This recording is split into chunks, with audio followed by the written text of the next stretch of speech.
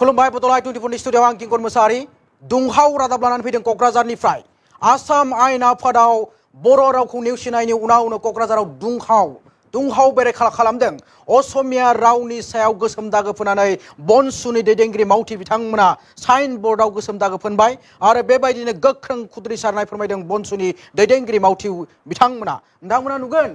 आसाम आयेन आफादाव बर' रावखौ नेवसिनायनि उनावनो क'क्राझाराव दुंहाव बेरेखा खालामदों बनसुनि मावथि दैदेनगिरिफ्रा असमिया रावजों लिरनाय साइन बर्डआव गोसोम दागो फोनानै दुंहाव बेरेखा खालामदों असमिया रावनि साइन बर्डआव गोसोम गाब फोनबाय आरो गोसोम गाब फोननानै बेबायदिनो दुंहाव बेरेखा खालामदों बनसुनि मावथि दैदेनगिरिफ्रा नोंथांमोना नुगोन साइन बर्डआव लिरनाय जादोंमोन असमिया रावजों आरो बेफोर साइन बर्डआव बनसुनि मावथि दैदेनगिरिफ्रा गोसोम दागो फोनदों गोसोम दागो फोननानै दुंहाव बेरेखा खालामदों बनसुनि मावथि दैदेनगिरिफ्रा आसाम आयेन आफादाव बर' रावखौ नेवसिनायनि थांखि आजावदोंमोन आरो बे थांखि आजावनायनि उनावनो क'क्राझार बड'लेण्डनि राजथावनि क'क्राझाराव दुंहाव बेरेखा सोमावसारदों आरो दुंहाव बिजाथाम सोमजिदों बड'लेण्ड हालामा नोंथांमोना आबुङै फोरमायगोन बनसुनि दैदेनगिरि मावथि बिथांमोना बेबायदिनो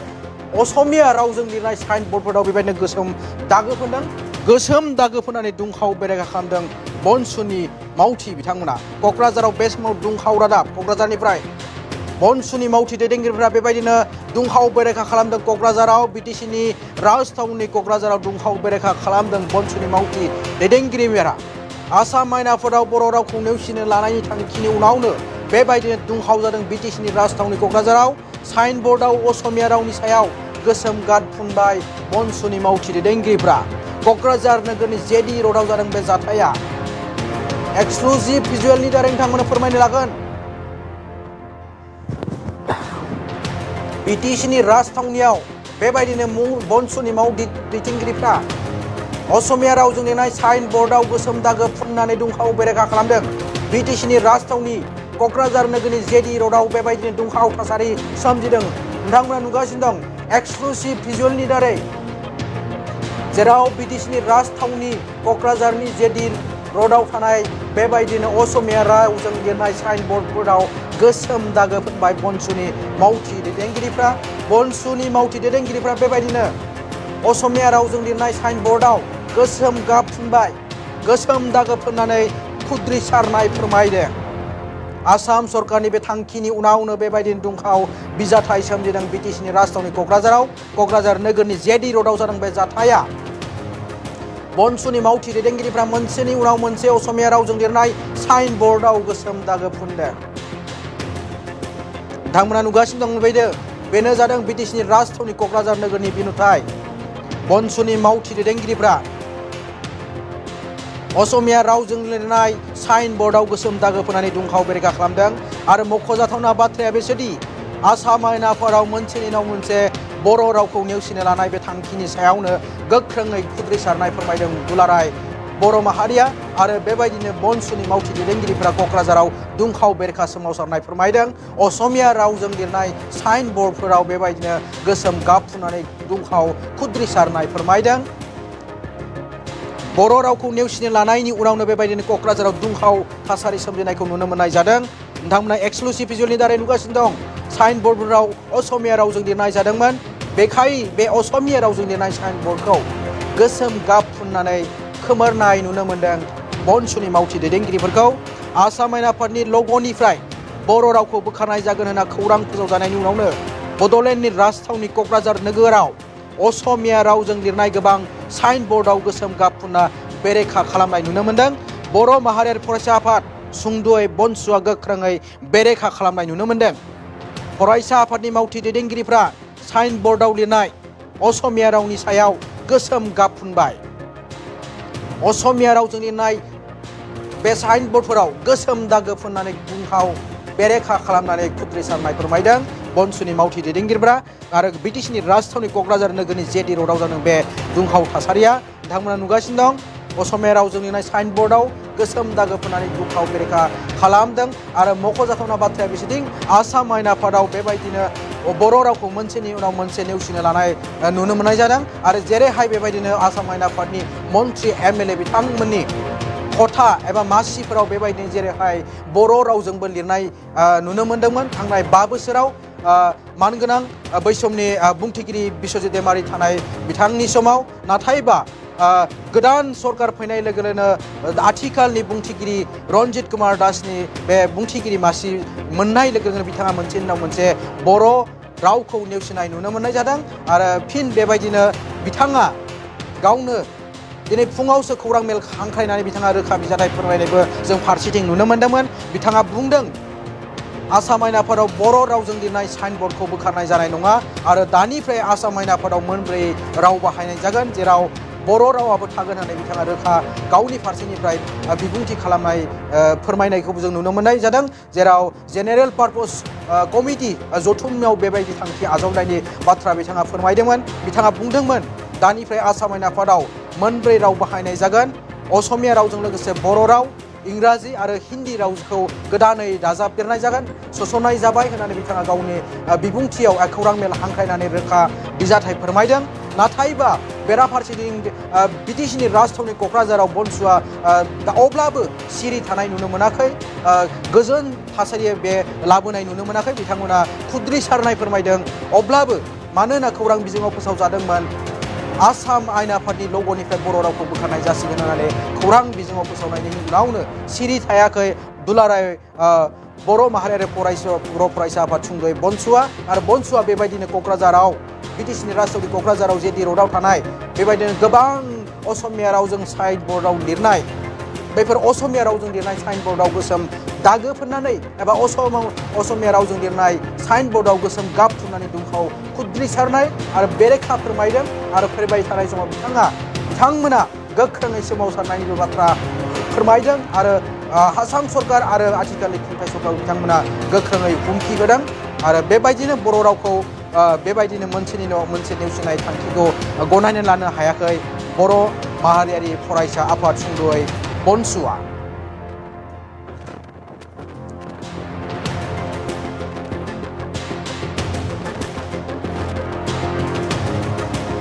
आफादखौ जुदि बोखारनायाव बर'फ्रा जे दुखु मोनबाय बे मोनसे देखायनाय जाहैबाय दा आरो बिसोरनि एसामिस भाषाखौ जों गोसोम दागो होबाय अब्ला एसामिस मानसिया माबायदि मोनो बेखौ जों देखायनो लुबैदों आरोखि दा एसामिसफ्राबो दुखु मोनगोन निस्सय बिसोरबो इमसनेल जाति आरो जोंबो इमसनेल जाति दा बेहाय बेखौ जोङो देखायनो थाखाय जों दिनै बे हाबाफारिखौ लानाय जादों। बेनि अनगायैबो गुबुन जायगाफ्राव लादोंमोन नामा? औ जोंना सेन्ट्रेलनिफ्राय डिरेक्सन हरनाय जादों गासिबो डिस्ट्रिक्ट जे उदालगुरि बाक्सा भेरगाव आरो बङाइगाव माने सब जोंनि जेसेबां माबा दङ बेहाय जोङो खालामनो थिनहरनाय जादों। आसाम एसेम्बलिनि स्पिकार आथिखालनि स्पिकार रन्जित दासआ बावैसो सिगाङाव प्रेस मिट होदों बिथाङा बर' भाषाखौ बोखारनाय जायाखै आनखि बेयाव हिन्दी भाषाखौसो जाबदेरनाय जादों होननानै बिथाङा बुंदों मा बुंदों? जुदि माबा मोनसे मिसआन्डारस्टेन्डिंनि गेजेराव जादों नामा जों बेखौ बुंनो थांला मिसआन्डारस्टेन्डिं जादों जायाखै पेपाराव मानो ओंखारखो जुदि अथेन्टिक माबा तथ्य गैयाब्ला प्रिन्टिं मिडियायावथ' ओंखारनो नाङामोन आरो मैयानिफ्रायनो दामबाय थादों निउस मिडियायाव अब्लाथ' जोंनो निस्सय जों इमसनेल जाखागोन जोंहा जोंनि भाषाखौ जोंनि रावखौ जों मोजां मोनो जोंनि भाषायाबो 8 शेड्युलाव हाबनाय भाषा दिनै आसामिसआ जेसेबां स्टेटास मोननांगौ बर' भाषायाबो एसेबां स्टेटास इकुवेल मोननांगौ दा जों बुङाखै एसामिसखौ बोख्लायनानै बर'खौल' होनांगौ जों बुङाखै दा बुंदों जोङो एसामिसजों लोगोसे बर'खौ हो दा मोनसे जाहैबाय जेब्लानिफ्राय रन्जित दास बिथाङा जोंनि आयेन आफादनि स्पिकार जाबाय बे दिननिफ्रायनो जोंनि बर'नि आर'नाइखौ बोखारना होनाय जाबाय लोगोसे बेहाय नेम प्लेटआव बर' भाषाजों लिरनाय जायोमोन बेखौ बोखारना होनाय जादों दा बेहाय जों जोबोद दुखु मोननाय फोरमायदों बै समाव जों इसेबां सानद्रायनो हायाखै बांद्राय जोङो गोसोआव हजम खालामनानै थादोंमोन खिन्थु भाषानि खोथायाव जेब्ला फैबाय अब्ला जों थानो हायाखिसै जों बुहुत इमसनेल जाति जों सानबाय जे एसामिसफ्रा जोंखौ निस्सय गोदोनि बायदिनो जोंखौ माने बिमा बाथुल बायदि जोंखौ नायफिनबाय आरो जायनि जाहोनाव जों बड'लेण्ड सेपारेट स्टेट जों डिमान्ड खालामदों आरो बनसुआ बेफोर लाइनखौनो बुजिनानै बड'लेण्ड सेपारेट स्टेटनि जे स्पिरिट बेखौ लानानै बड'सा जोनोम जादों आरो बे हिसाबैनो जों खामानिखौ मावगासिनो दं दिनै आरो बेनो राइट टाइम होननानै जों आरो जों मुभमेन्टखौ आरो रिभार्स खालामफिननो हागोन दा नोंथांमोननि मिडियानि जुगै जों खावलायनो लुबैदों जे जोंनि बर' जेसेबां आफादफोर दङ बिसोरो खौसे जानांगौ आरो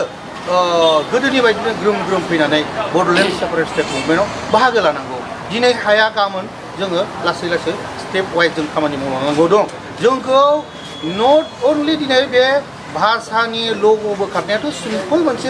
एग्जाम्पल खिन्थु सिङाव बिसिबां गिदिर षड़यन्त्र खालामगासिनो दं दिनै हानि बेलायाव जों बुहुद रैखाथि गैयै जानानै दङ दिनै आसाम गभर्नमेन्टआ डाइरेक्ट 6 शिड्युल बिटिसि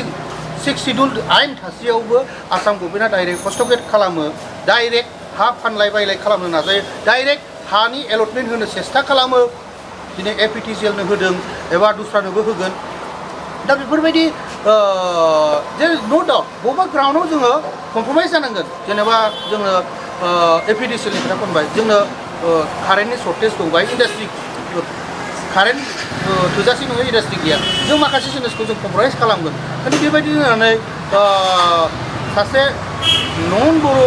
मानसिया हानि ट्रेन्सफार मोननो जोंनि माबानि